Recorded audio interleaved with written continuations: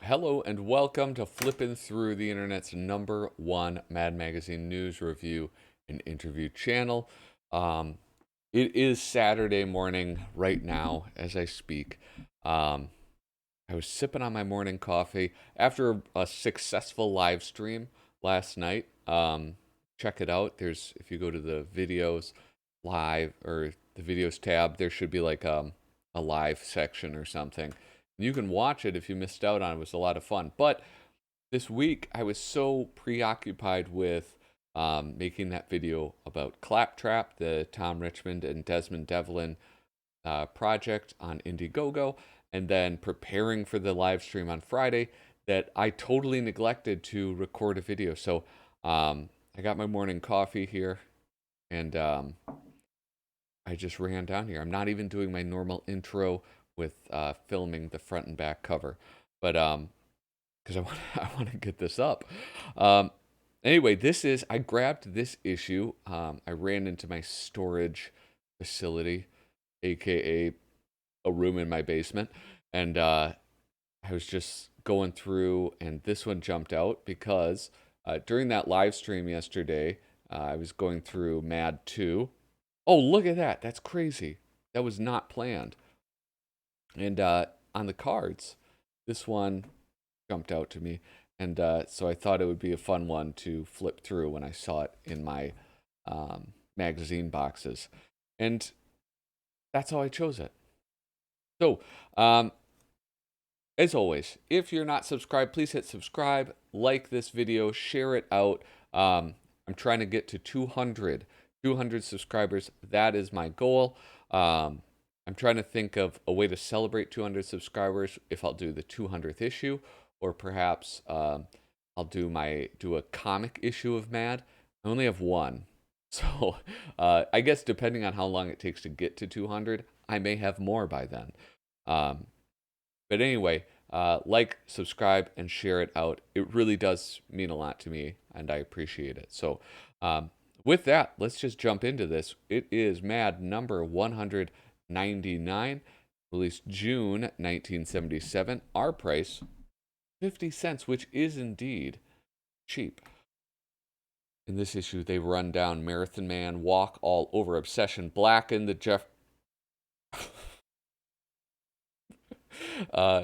Blacken the Jefferson, Kid, Parental Hangups, and Ignore CB radios again. Yeah, the 70s was a weird time. There was all sorts of like wild trends. And it wasn't just like, I think like the weirdest trends that we see now are with kids. But like back then, you had weird trends that were like big with adults, like CB radios. Like people would put them in their cars. There's this whole, I mean, I think this is around the time of like Convoy, um, you know, both the song by W.C. McCall and the movie starring Chris Christopherson, right? Wasn't he in Convoy? Um, Smokey and the Wait, no, was Smokey and the Bandit? Is that the one with the truck driver? I forget. But anyway, like truck driving was huge in pop culture for some reason, and so people would have CB radios in their cars, and they would like, use all the lingo. Um, Alfred E. Newman appear. Oh yeah, he's gagged because he's been kidnapped. Bob Clark, beautiful cover. So here we go, an advertisement. Why kill yourself just because you missed the last issue at this newsstand? Subscribe to Mad. No, it's really magazines and other periodicals don't. They do not encourage suicide like they used to, or they don't discourage suicide like they used to. You never see that in people. Like, hey, whoa, whoa, don't worry, don't commit suicide. Like you can still get our magazine. Subscribe now. Vital features. The Marathon Mess, movie satire. The lighter side of Health Nuts, a mad guide to parental hang-ups.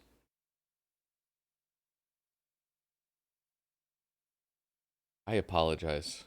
I'm going to be sipping on some coffee during this. The Jazzy Slums. This is going to be so offensive. I have a feeling. Um, Sob Session. And a day we'd like to see. Wait, we'd like to see the day win. All right, let's see if I can do this. So we have like 3 satires. Am I going to be able to name all of them? Um, this, okay. Oh, man. Angelo Torres. Obviously, Berg. Paul Coker Jr. This is Drucker. And this is somebody else. I suspect. I suspect this is somebody else, but I don't know who. Jack Davis. Okay, so let's see how I do. I'm already 4 for 5, 4 for 6, 5 for Jesus, 5 for 6 because I don't know who that is, but we'll see. The letters department. Here we go. Bringing up CB radios. CB or not CB. Your cover on number 189 is excellent, not so much for Cotter and his bunch as for ignoring CB radios. Don't do a satire on them. It will come out serious. Scott H. G. Where's that G? It's probably G. I looked for 15 minutes before I realized you really did ignore CB radios. Mad ignores CB radios. Was out of sight. This is like, I was complaining about the Mad letters department. Oh, look at Anoka, Minnesota. I'm from Minnesota. D. Bartolo gave us something devilishly new in Mad Entertainment. Suspense satire.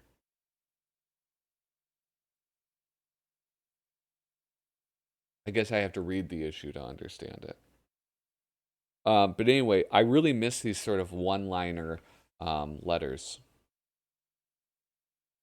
As I got too much stuff on my desk. I can't actually see this. 1-year guarantee. Let's see what this guarantee is. Yep, we guarantee that 1 year from now, we will still be selling these full-color portraits of Matt's What Me Worry Kid Alfred E. Newman, suitable for framing or wrapping fish. So this fine print item really doesn't warrant tease ads like this one. Send 35 cents for 1, 75 cents for 3, $1.55 for 9, $3.15 for 27, or $6.35 for 81. 81. I love these Mad prints. I have one that they released recently, and it was just I think it was. I don't have the issue handy. I know I've shown it before. It was the one, the Mad one with that was making fun of that Quentin Tarantino movie that they used like as a prop in the Tarantino movie, and they just offered free ones if you just sent in this piece of paper. Um, and I thought that was great, so I got that one. But I like Mad Prince. Marathon Mess. Did I do? I look at, okay, I was wrong already.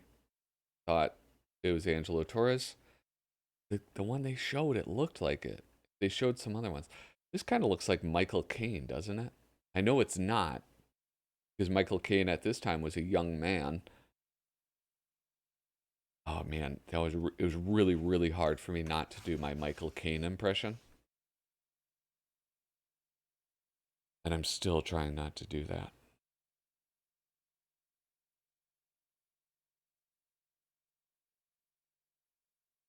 Okay, I think I've beyond it and moved past it. I'm not going to do the Michael Caine impression. One Day in Egypt.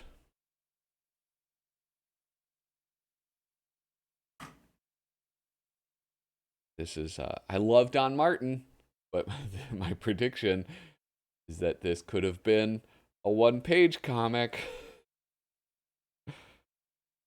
Say what? I love his art, but it doesn't really benefit from being so large. I mean, it would be like, you know, Sergio Aragones doing, like, taking one of his panels from a Mad Look At, which are relatively simple, and doing a full page spread on it. Like, it just doesn't really make sense to me. Um, I know, like, Sergio is a highly capable artist, as is Don. So he could do a full page spread, but it's like this panel would work as like a third of this size. And these you could probably chop up. Like, this is needlessly large. I don't know. Who am I? I'm not an editor. Why do I think I can edit Mad? Presenting more original covers. One Mad moment later. This is kind of like the what do you call it?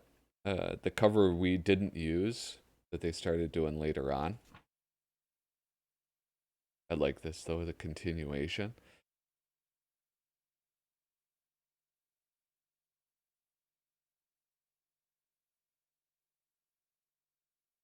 For some reason, I own this issue. I've seen this issue a million times. But this is the very first time that I've looked at this and realized it's political ad. Not an ad, political satire. And I have no idea why it took me so long to like register that. Like, it looks like it should be Richard Nixon in that. I don't know. Um, the lighter side of health nuts. I wish I could talk to Dave Berg. Or talk to somebody that like knew him well.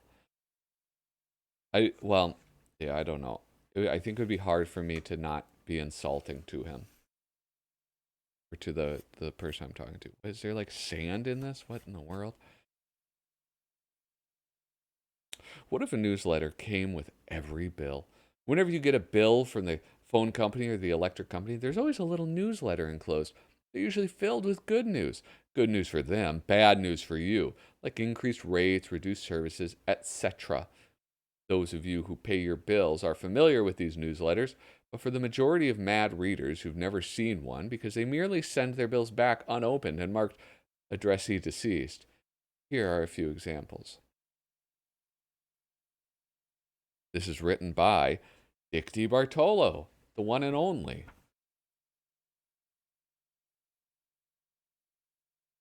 Grease Monkey Business. Hot news from Finster. No, I'm going to read the Grease Monkey, I think.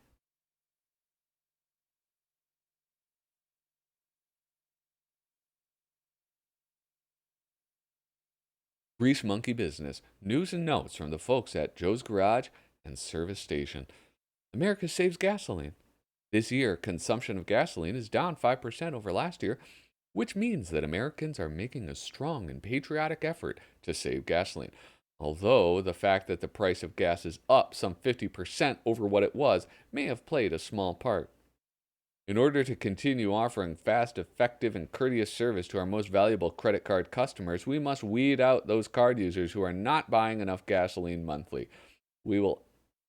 At the end of the current billing period, we will audit our books. So if you wish to continue to receive all the benefits and convenience of a credit account with us, we will no longer repair cars belonging to persons who do not have a Joe's Garage credit card. Nor will we lend out our restroom keys, or respond to emergency calls, or offer towing services. That's like, it annoys me to no end that every store I go in, they're like, hey, would you like to sign up for our credit card and get 25% off your purchase today? No, I do not. I don't want to do that. I'll never want to do that. Like, stop trying to get me in debt. Larry Siegel, Mark Bill Gray. You don't give a fluff what other people think when you wear t-shirts that don't have idiotic slogans or pictures on them? Look at this poor kid. Mickey Mouse. You don't give a flip what other people think when you take a trip to Hollywood. And you don't stop once to take pictures in front of Lucille Ball's house or ring her bell and ask for an autographed picture for your aunt. Lucille Ball was the man. Loved I Love Lucy. She had her hand in so many pies. I mean, this is you don't give a flip what other people think when you own a car without a bumper sticker. This sort of is like, it doesn't seem like that funny. Idea by Mark Bill Gray, artist Bob Jones, writer Larry Siegel. Because a lot of these seem quite literal, right? So I guess I don't totally understand the joke. Because really, you would not be giving a shit if you did something that, like, flies in the face of, not when you abstain from an action, right? You're not doing something. You're not doing something. You're not doing something. Rather than doing something that goes against. I don't know. Does that make sense? Maybe. I don't know. The Mad Guide to Parental Hangups. Paul Coker Jr., writer Tom Koch. In addition to being stronger and wealthier than their children, parents have another big advantage in moments of conflict between generations. They have shelves of child psychology books to explain why their kids behave so badly. On the other hand, kids have never had even one parent psychology book to help them understand why mom and dad do all the kooky things they do. Till now, that is, because that void is about to be filled with the Mad Guide. Parents have a hang up about being on the defensive, which may explain why dad starts pointing out all your shortcomings every time you suggest that you should consider joining Alcoholics Anonymous. Parents have a hang up about radios. They must always be played at low volume and turned off completely by 11 p.m., except, of course, when the ball game dad's listening to goes into extra innings. Parents have hang-ups about porch lights. They can't seem to decide whether they're duty-bound to leave the light on and help you avoid being pawned or turn it off to help you avoid being disappointed. This is actually, I always want the light off, and my wife always wants it on. This is almost exactly like what happens in my house, except there's nobody smooching outside our windows. Not yet, anyway, thank goodness. Parents have a hang up about cleanliness. In fact, the only thing that upsets them more than a dirty child is a dirty child who gets the bathroom dirty while he's getting himself clean.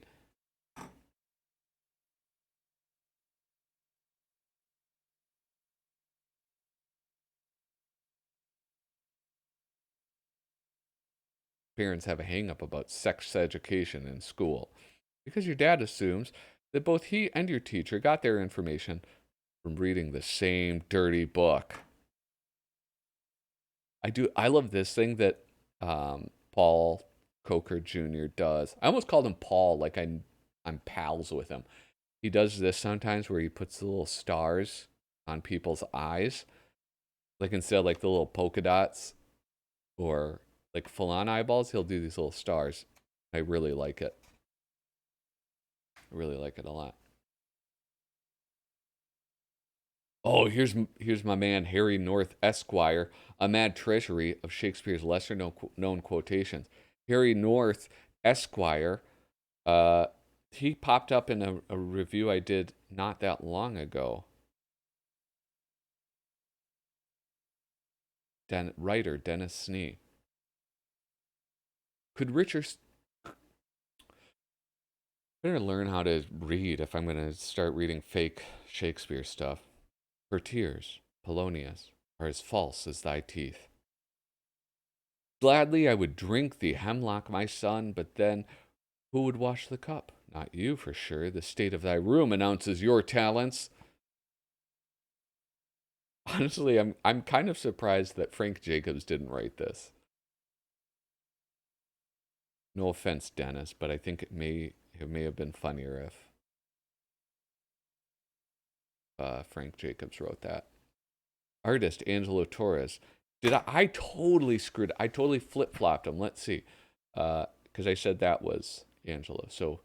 So far, I'm right about two of these. I'm batting 500 today for my predictions. The Jazzy Slums.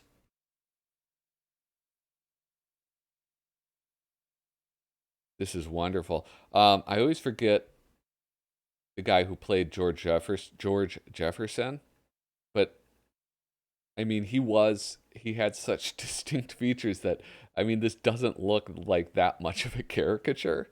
You know, he just looks so much like he was just so funny looking because he was like short and he did have this like his head looked so big because of his hairstyle. I don't know. Moving on up. Spy versus Spy by.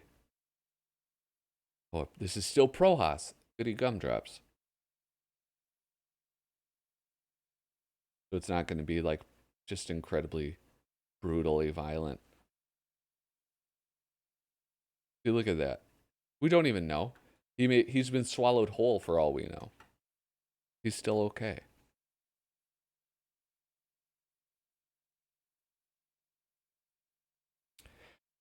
Cemeteries are real downers. And they certainly aren't fun places to visit, but they could be if the tombstone grave markers are jazzed up with inscriptions that told about the poor departed people beneath them in cute, light, clever, humorous ways.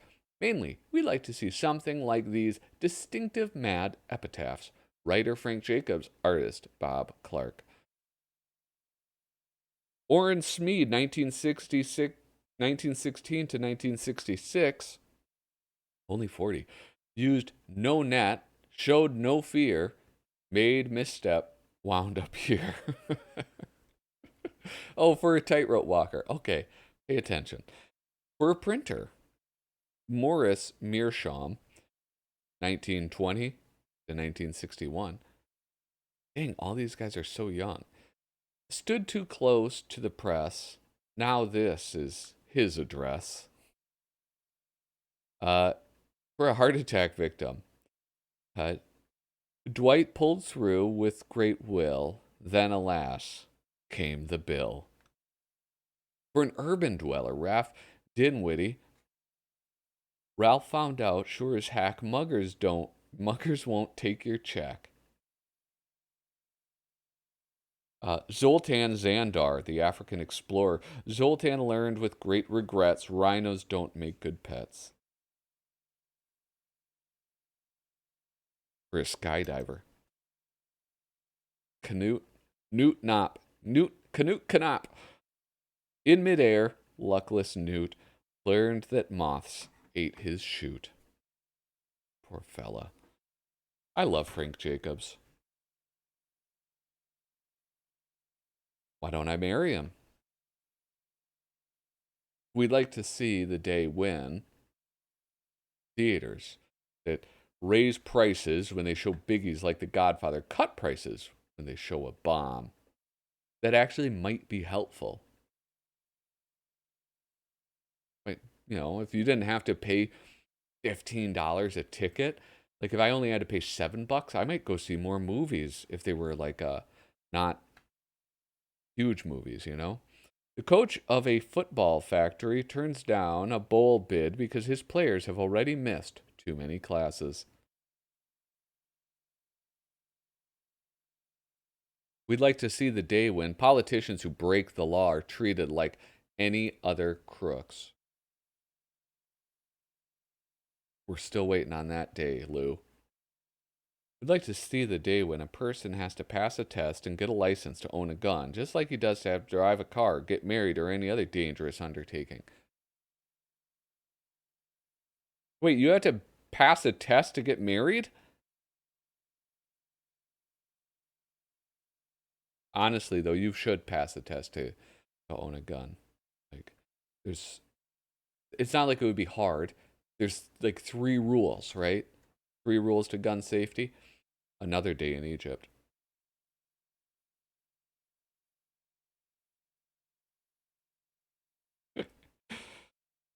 I love this. That was perfect. Sob session. Artist Harry Esquire North. Look at him. I got to do a video on Harry. I want to do some research. If you, pointing at you, if you know any information on Harry Esquire North, please let me know ASAP. Was he actually a lawyer? Or was he just a jokester? Was he a merry prankster who understood that you don't actually have to be a lawyer to call it to use that you know, what do you call it? Oh, this got all bent up. This is a beautiful fold-in. Holy moly. I just love that expression on his face.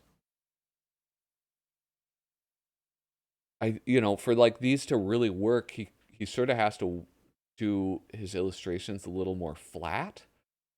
But wowee, this is like, I wish there were more like painted ones like this from Jaffe. That's like, I love that. I want a print of that thing. Wow. I'm not going to fold it in. I know Tom Smith. I know I can like roll it over, but I'm not going to do that. I either fold them or I don't fold them. One day in Alaska.